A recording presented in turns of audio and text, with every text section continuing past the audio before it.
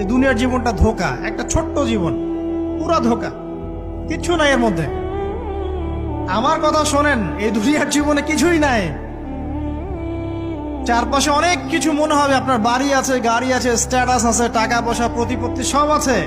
আদতে আপনি একা, আদতে আপনাকে একাই কবরে যাওয়া লাগবে, একাই আল্লাহর সাথে হিসেব নিকাশ দিতে হবে। কেউ নাই সাথে, আমাদের সাথে কেউ নাই। কিন্তু আপনি মনে করছেন যে সেলিব্রিটিজম, বড় আমি পলিটিক্যাল নেতা হয়েছি, আমাকে সবাই চেনে, আমি ইকোনমিক সেক্টরে লিড দেই, রাষ্ট্রকে লিড দেই, আমি ধর্মতাত্ত্বিক ক্ষেত্রে লিড দেই, আমাকে দেখলে মানুষ বাহবা দেয়, ইত্যাদি ইত্যাদি।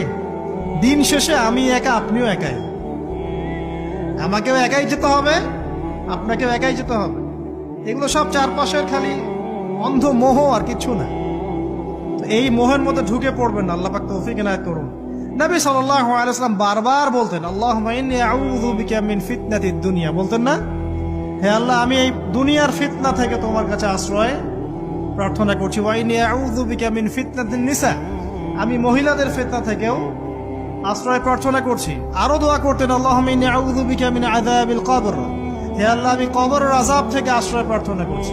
ওয়া আযাবি জাহান্নাম, জাহান্নামের আযাব থেকে আশ্রয় প্রার্থনা করছি। ওয়া মিন ফিতনাতিল মাহইয়া ওয়াল মামাত, জীবন মৃত্যুর ফিতনা থেকে আশ্রয় প্রার্থনা করছি। ওয়া মিন শাররি ফিতনাতিল মাসিহিদ দাজ্জাল, এবং দাজ্জালের ফিতনা থেকে